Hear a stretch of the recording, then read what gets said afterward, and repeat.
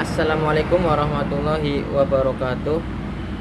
Perkenalkan, saya Agung Ridwan Nurzaman, NIM 2219131. Ingin membuat video biografi Kyai Haji Abdullah Ubaid dari Surabaya. Sosok ulama yang satu ini digolongkan sebagai salah seorang tokoh pemuda yang mendahului zamannya, karena selain sebagai mubali, ia juga dikenal sebagai pembalap yang gemar bermotor di jalanan. Hampir setiap perjalanan tugasnya, dia lebih suka mengendarai motor Harley Davidson, termasuk ketika menghadiri Muktamar NU ke-13 di Menes tahun 1938, Surabaya Menes, yang berjarak ratusan kilometer ditempuh dengan menggunakan sepeda motor. Di waktu senggang, Abdullah Ubaid suka memainkan gambus kegemarannya.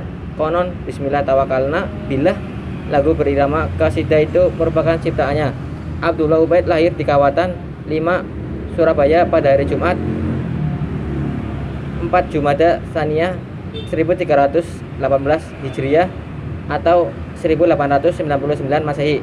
Ia adalah anak kedua dari pasangan Muhammad Ali bin Kyai Muhyiddin Surabaya bin Raden Onggo Yogyakarta dengan Syafi'ah binti Kyai Yasin Pasuruan. Kyai Muhammad Ali, ayah dari Abdullah Ubaid, dikenal sebagai ulama ternama di Surabaya.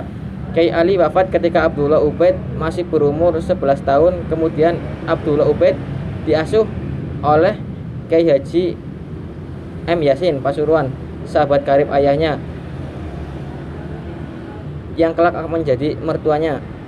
Abdullah Ubaid mengenyam pendidikan sama seperti pendidikan yang dijalani pemuda pada umumnya, yaitu dari pesantren ke pesantren.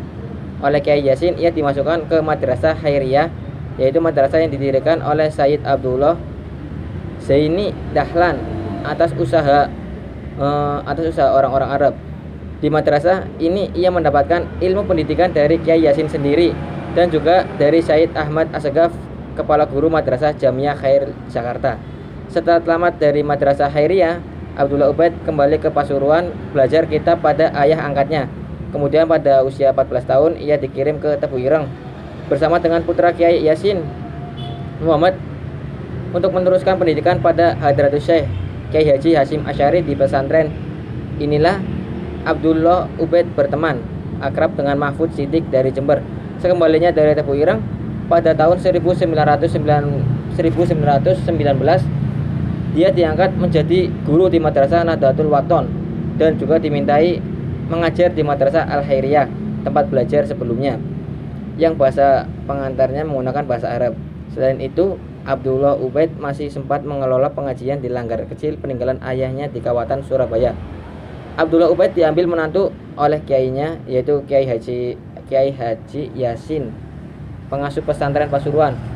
Kyai Yasin tertarik dengan kecerdasan, bakat-bakat kepemimpinan, dan keahliannya mengurai kata-kata dakwah, dan ia merupakan salah satu muballigh yang mendapat kesempatan mengisi pengajian rutin Nirom, radio milik pemerintah Hindia Belanda. Pengakuan terhadap kearifan dan kehebatan Abdullah Ubaid tidak hanya datang dari kalangan masyarakat, tetapi juga dari kalangan Hindia Belanda. Maka ketika Kyai Haji Abdullah Ubaid wafat, pemerintah Belanda tidak keberatan radio tersebut dikumandangkan tahlilan dan doa bersama untuk kepergian sang pengasuh rubrik siraman rohani tersebut. Abdullah Ubaid memiliki peran yang sangat penting dengan berdirinya Gerakan Pemuda Ansor. Awalnya organisasi ini bernama Subhanul Wathon, dengan pengurus pertamanya Abdullah Ubaid sebagai ketua, Tauhir Bakri sebagai wakil ketua, dan Abdurrahim sebagai sekretaris. Peran utama Abdullah Ubaid dalam pergerakan pemuda adalah usahanya membangun dan membangkitkan semangat pemuda untuk bersama-sama dengan pemuda, kemudian kekuatan bangsa lainnya, mempersatukan kekuatan pemuda untuk memperjuangkan hak-haknya yang terjajah di negerinya sendiri. Musibah di Pekalongan saat dikenal sebagai pendiri organisasi pemuda tersebut, guru muballigh prestasi, yaitu Kyai Haji Abdullah Ubaid, juga aktif sebagai pengurus HBNO, Hof Bastener Nahdlatul Ulama, sebagai ketua bagian Onders. bersama Kiai Ridwan Abdullah yang mewakili Syuriah Abdullah menghadiri Muktamar NU ke-13 di Menes, Banten, Jawa Barat yang berlangsung 16 Juni 1938. Beliau mewakili Tanfiziyah cabang Surabaya. Abdullah Ubaid berangkat dari Surabaya dengan mengendarai sepeda motor Harley-nya tersebut menuju Menes yang berjarak ratusan kilometer. Mungkin karena kelelahan atau tanda-tanda Tuhan telah tiba, Kiai Abdullah merasa sakit-sakitan selama mengikuti muktamar. Usai mengikuti muktamar tersebut, beliau dapat musibah di daerah Pekalongan. Motornya selip dan oleng karena jalan licin sehingga dia terjatuh. Sejak saat itulah kondisi kesehatan Kiai Abdullah terus menurun. Pada hari Kamis 20 Jumada Asaniyah 1357 Hijriah bertepatan dengan 8 Agustus 1938, Kiai Abdullah Ubaid berpulang ke rahmatullah, yaitu pada usia 39 tahun, meninggalkan seorang istri dan 7 putra-putrinya yang masih kecil-kecil.